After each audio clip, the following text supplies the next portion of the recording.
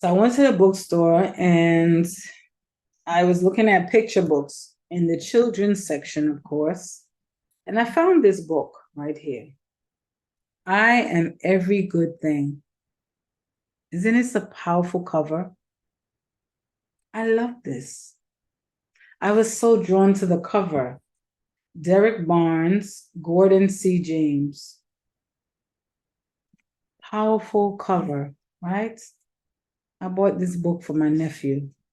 I'm going to read it to you because maybe they don't have this book everywhere, right?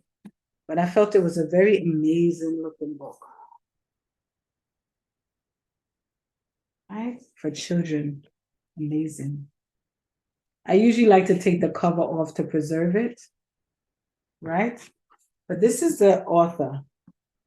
See him? Black man. And the man at the bottom is the illustrator. So he did all of the pictures. And so look, the cover, hardcover, has the same picture. I am every good thing. You better believe it.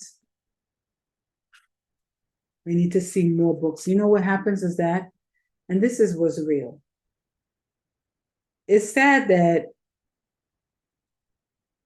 we waited for people to write books that supported us and looked like us. And no, they naturally made picture books that look like them.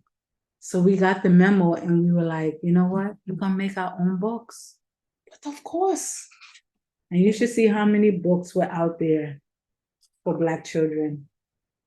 Powerful. Now, some people would say there were always books. Yeah, there were certain books, like certain series and things like, but they were just the same books. But now you see books on every topic. But it's so good to see books like this because even in the beginning, he did tribute. Look, to Tamir Rice, Trayvon Martin, L. Bradford, Jordan Edwards, Michael Brown, Jordan Davis, and Julian Mallory.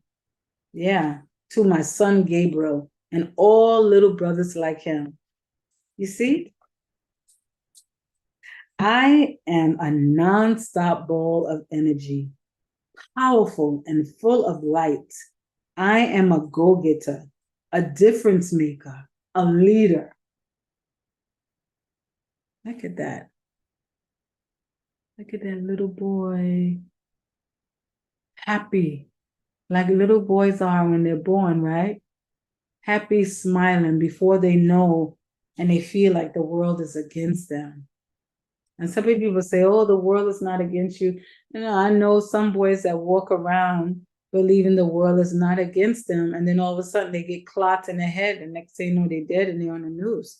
So yeah, their parents teach them right and teach them to keep their head straight and don't look at people sideways and cross your eyes and dot your T's, and things still happen to them. So yeah, this is how they look when they're first born. All Black babies pretty much have a smile on their face unless there are other circumstances that go on that causes them not to smile. And a lot of it has to do with poverty. But even in poverty, well, hunger, you tend to find pockets to be smiling and playing just like a child plays innocently, a ball of light and energy, powerful.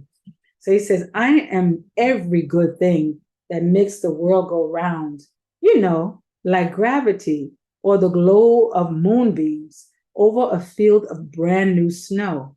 I am good to the core, like the center of a cinnamon roll. Yeah, that good. Look at them playing in the snow now. You know, not everywhere in America has snow. Like where I live now, you get one trickle of snow for the winter. But up north in New York, plenty snow. Some other places could say that too, but it's so beautiful to look at. But then when you have to trot in it and you have to go to work in it and you're on foot, man, like in New York, you see people of all income brackets, rich, poor, middle class, falling in the snow, walking in the snow. Some of them, what I find is that in certain areas where certain people live that have more money, they don't have to worry about snow shoveling. They don't have to worry about walking on ice. But where Black children like me, when I was growing up, we used to have to walk through the snow.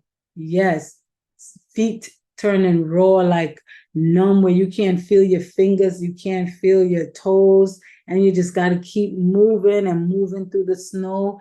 Ain't nobody coming to shovel nothing. You fall, whatever, you fall on the ice, you fall on, it's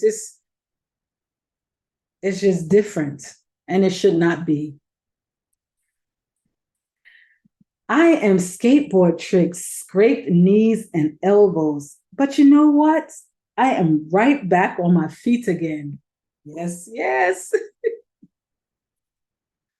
When we were children, oh, we stayed outside. We had a skateboard too, and we used to play on it and scrape up our knee. No, it wasn't no softies like some of the children, their parents are afraid of them falling. That's how you learn. We used to be on skates and bikes and borrow your friend's bike or your skateboard or whatever, and we fell, and that's how we learned. Yeah, that's how we learn. You cannot learn how to ride a bike without falling. It's just part of it. You can't learn how to ride skates unless you fall and scrape up your knees sometime till it's pink underneath. That's just part of it.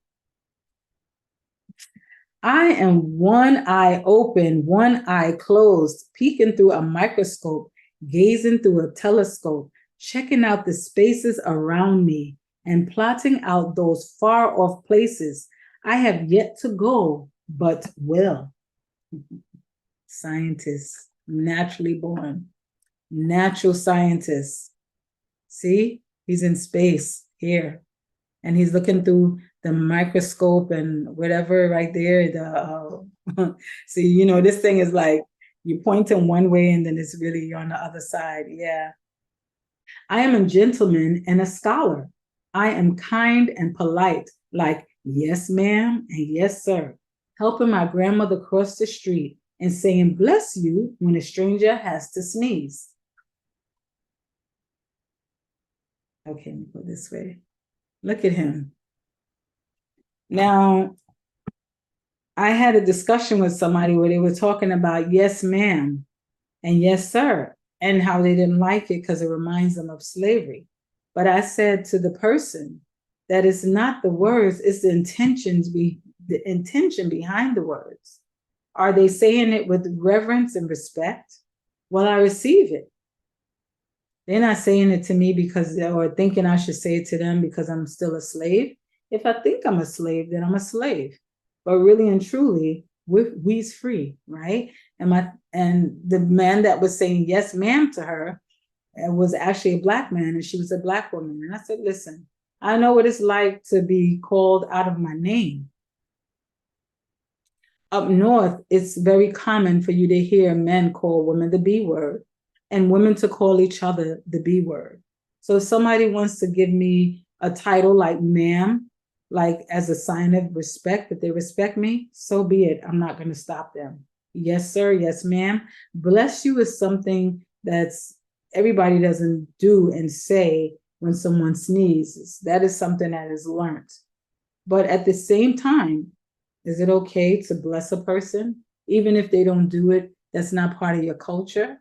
Is it okay for someone to say bless you when you sneeze, or find a reason to say bless you?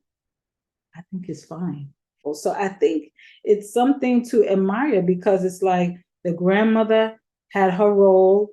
The children understood that the grandmother played a role. You know, older people around him. Look at him, how he's standing beside his grandmother. And he has a look in his face of respect. He's standing right beside her and she's proud. This is what we were, and this is what we can be again. And there are some people who still raise their children like this. Kudos to you. I'm a cool breeze, a perfect paper airplane that glides for blocks, for miles, forever. You see the paper airplane over there on the corner, the white thing? We used to make them in school when we were supposed to be focusing on our schoolwork sometime. We take the paper and crease it and then make a point, make it really pointy and dart it at in the sharper. Actually, my nephew came to visit me not too long ago, and we got some paper out and we creased it and we made points with it, and he was so happy when he saw how well I did mine, and it was just gliding all the way across the room. And I was just like kind of proud of myself, like, oh, I know how to make paper airplanes. I haven't made them in a long time. Yeah, paper airplanes. I am a roaring flame of creativity. I am a lightning round of questions and a star-filled sky of solutions. I am an explorer, planting a flag on every square foot of this planet where I belong. I am a sponge, soaking up information, knowledge, and wisdom. I want it all, and I am all ears. See this little boy? That's what's up. You see that? That's what's up. He knows who he is. He's affirming who he is. I am a roaring flame of creativity. I am a lightning round of questions. He has a lot of questions. And a star-filled sky of solutions. He has questions and he has solutions. I am an explorer planting a flag on every square foot of this planet where I belong. You hear me? I am a sponge soaking up information, knowledge, and wisdom. I want it all, and I am all ears. And it is his to get. And everywhere that our people have planted their foot, did they not make a positive impact and a change? Like he says, I have questions and I have solutions. Powerful, smiling. He knows he's an explorer. He's supposed to explore the world. Here we go. My camera trying to fall off. No. This is good stuff. Don't try that. Don't be trying that. We ain't have time for that foolishness. My camera trying to fall off. Let me fix this thing. My camera tried to fall off. I'm not having that. I am Saturday mornings in the summertime. I am two bounces and a front flip off the diving board. Yes, I am hilarious. I am the life of the party. I am that smile forming on your face right now. Our boys are amazing. Are they not? You see them playing in the back, how they jumping over, they jumping. That's just how boys are all over the world. Smiling and playing like in the Caribbean and Africa, you see them jumping off of bridges and all kind of cliffs and stuff and jumping in the water and playing, and they just fearless. And they don't even go to no swimming school and get training. They just born in the water and near the water. And what's happening across the world is that people have recognized the power of water, even though that wasn't where they were originally from, their people. And they are coming and taking land from people because they realize the power of water, and they are going and buying people's property on the sea because they know the power of water and running our people off. I'm just saying. Anyway, I am the boom bap, boom boom bap when the bass line thumps and the kick drums jumps. I'm the perfect beat, the perfect rhyme, keeping everything on point and always on time. But you already knew that. Oh, man. Look at that boy. Look at him.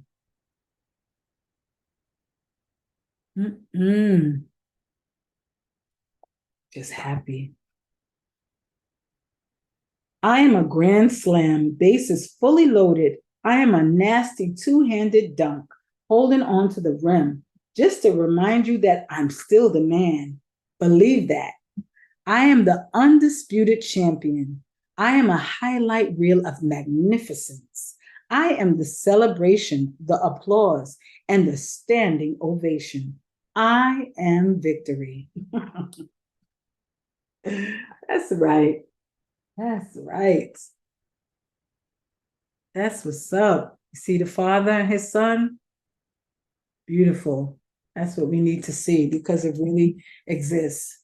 Contrary to how they make it seem like it's a whole bunch of broken families out here, whatever.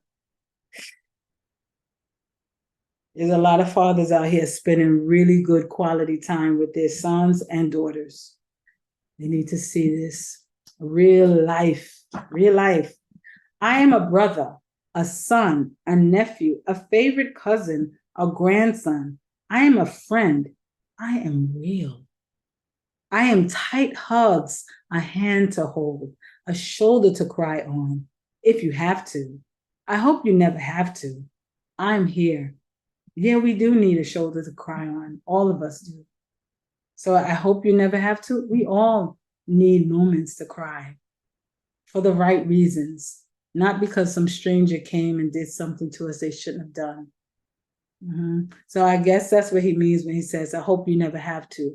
Like, I hope you never have to cry because people like the people that he mentioned in the front, Trayvon Martin, Tamir Rice, and so on. Hope you never have to be that. We want a day when that stops. We don't have to hear those stories on the news anymore about our sons. It's like somebody's always coming to prick you, to prick your trauma.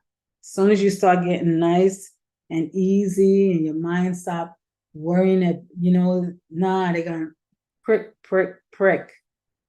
But, it's like we have to just stay optimistic, stay hopeful for the future, knowing that all these things will come to an end. They will. They will. Although I am something like a superhero every now and then, I am afraid.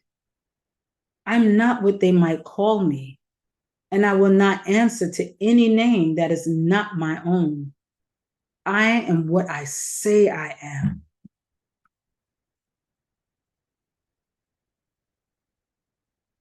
It's a beautiful picture. It's a beautiful picture. Did you hear what he says? He's afraid. He's afraid. So even though you may see our brothers, and our young sons, looking pretty tough, right?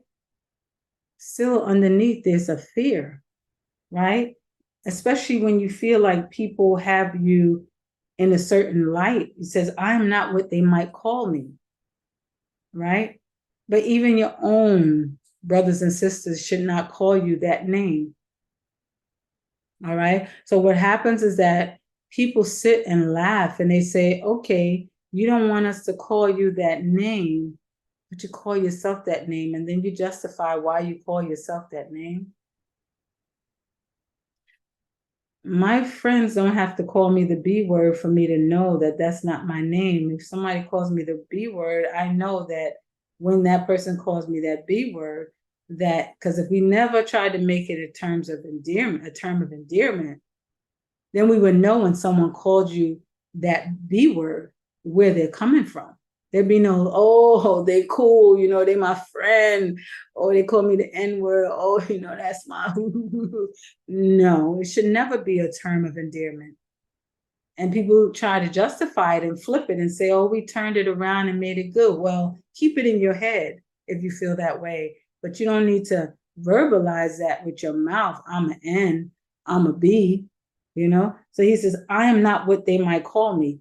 I am not what even these people in my community might call me. You're more than that. I will not answer to any name. No, when a brother call you the N-word, you don't answer to that. My name is Tariq, Hashim, or whatever, George, Tyrone. Let him call you that, or T, or G, or J, whatever. He says, I will not answer to any name that is not my own. I am what I say I am. So what do you say you are? Little brother, big brother, Even your dad sometimes calls himself these not good names. I remember I used to ride the train on the crowded train in Manhattan, Yes, that's the way we say it. And I would hear the brothers. I was a young sister, and I hear the brothers calling each other, and people sitting around of all nationalities, and they looking at them, and they just like, and I would cut in and say, "Excuse me, can y'all just not do this?" And they would listen. They respected me for that.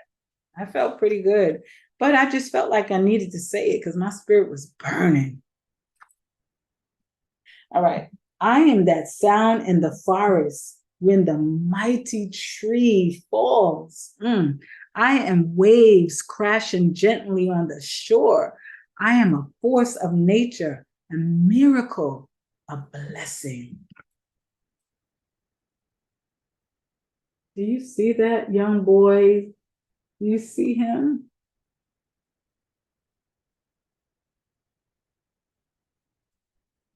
I loved reading this book and deciding to purchase it because I lost a lot of young brothers. I am brave. I am hope. I am my ancestors' wildest dream. I am worthy of success, of respect, of safety, of kindness, of happiness.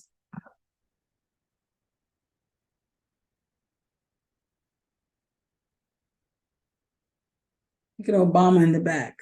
That looks like Thurgood Marshall in the right next to him. I am brave. I am hope. Yeah, he's worthy of success, respect, safety. Now, this is the thing. I met a police officer. I was talking to a police officer not too long ago, and he was telling me how he felt about Black men. And it was really hard to listen to because he was a Black man himself. And he loathes them. He says he will help a woman, he will help a child, but he has nothing in him for Black men. And he was a Black man himself. I'm not sure what he saw, and I'm not sure he doesn't have respect for men who live off of women. He thinks they're coddled by women and all of this stuff like that. But you know what? Me being a mother, understanding there is a balance. And knowing and seeing what has happened in our community, and these Black men before they became this and that, what they were. And we were all on the same playing field, growing up side by side, all of the families. There was nobody above the other. There was some people that could run better than the others. Somebody could play ball better than the other. Somebody could play stick ball better than the other. Somebody could play this game or that game better than the other, but we were all athletic. And we were all poor, but happy. And we grew up side by side. Side by side. And I felt like, so when he says he's worthy of success, of respect, of safety, of kindness, of happiness, yes. Because one by one, different Black men fell. And a lot of them killed each other because they were young and vulnerable. They were young and vulnerable, and they were targeted. There was a jail that was not too far from where we lived, right? So when you look at the master plan, when you look at where they put that project building that I grew up in, they put it in close proximity to the jail. They put it very close. All of the buildings, they put them very close to the jail. And there was not many Black men who did not go to that jail and get locked up in those jails at very young age. So when he says, I am worthy of success, of respect, of safety, of kindness, of happiness. I remember one time my mother was looking for her son. She could not find him. He was 16 years old. And you know where he was at? He was at that jail. And you know why they locked him up along with a whole bunch of other young teenage Black boys? Because they were standing in the building, the lobby that they lived in. They actually locked them up for loitering. So they fingerprinted them and they put them in the system at a very, very young age with anticipation that they would see them in the future. And did they not see my brother in the future along with a lot of the other Black men? The only ones that I think did not get in that jail at some point in their life is the ones who went to the military. So it's either military, jail, or underground.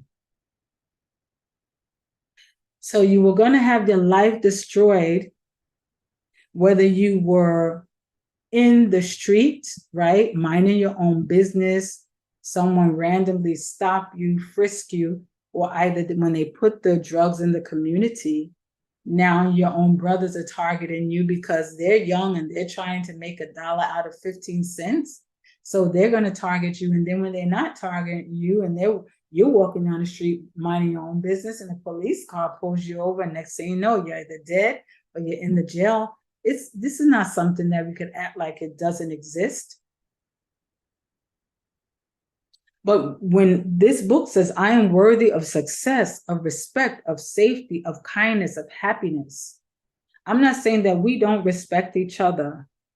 I'm not saying we're not kind to each other, but we must be even more intentionally kind and respectful to each other so that we give no room for anybody else to not be respectful and kind to us. Because people are saying, how could you expect me to respect you if you don't respect each other?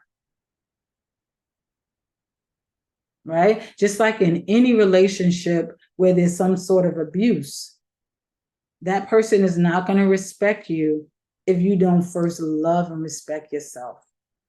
So yeah, Black brother, you are worthy of success, of respect, of happiness, safety, and kindness. Yes, you are. And without a shadow of a doubt, I am worthy to be loved. I am worthy to be loved.